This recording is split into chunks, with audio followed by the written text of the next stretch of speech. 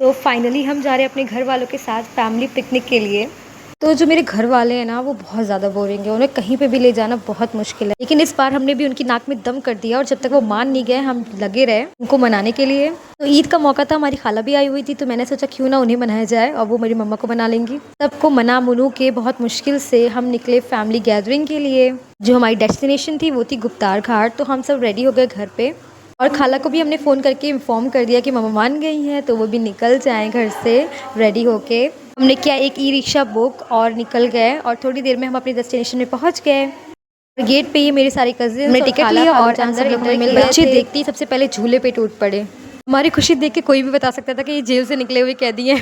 खैर व्यू तो बहुत ही प्यारा था वहाँ का, तो मैंने थोड़ा सा व्यू कैप्चर किया, थोड़ी सी फ़ोटोज़ क्लिक की और इन मोहतरमा को देखो पता नहीं कौन सी गली में चली जा रही हैं। फिर हमने अपने लिए एक जगह चूज़ की जहाँ पर थोड़ा सा क्राउड कम था। फिर हमने बिछाई यहाँ पे चादर और यहाँ पे चादर बिछते ही सब बहुत ज़्यादा एक्साइटेड हो गए थे क्योंकि कोई कुछ भी नहीं बना के लाया था। तो मैंने घर पे ही नूडल्स बना के रखी थी, चाउमीन जो भी आप कहें, जो कि बहुत टेस्टी थी। सब इसी पे टूट पड़े भाई। तो मेहनत किसी को नहीं करनी है, हाँ टाइम नहीं ज़ाया करना है, लेकिन खाना सबको है।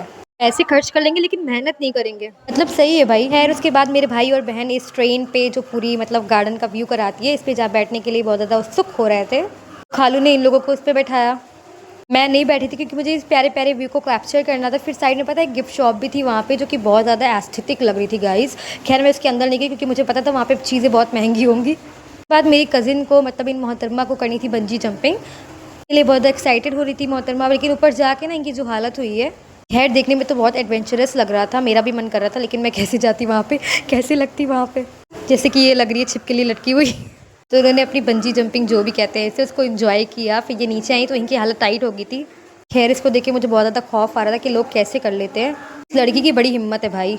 मत छोड़ो, यहाँ पे तो और इतने सारे लोग खड़े हुए थे इसको करने के लिए। हमने मौज मस्ती की, थोड़ी बहुत फ़ोटोज़ वगैरह क्लिक की। उसके बाद हम गए आ गए थे घाट के किनारे। सनसेट हो रहा था तो व्यू बहुत ही प्यारा आ रहा था। तुमने वहाँ पे फोटोज़ क्लिक, काफ़ी देर हो गई थी वहाँ पे फ़ोटोज़ ही क्लिक करते रह गए और सब हमें छोड़ के चले गए यहाँ पे गोला बर्फ़ खाने।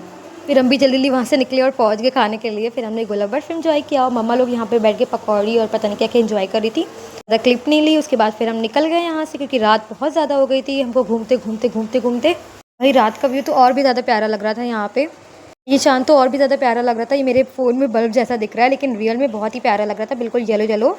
इसके बाद हम घर के लिए निकल गए थे क्योंकि सबको बहुत ज़्यादा थकान हो गई थी। उसके बाद रास्ते से हमने लिए थे यहाँ पे नेपाली वाले स्पेशल मोमोज़, जो मैंने घर आके एंजॉय किया। Enjoy the video, please like share and subscribe to my channel.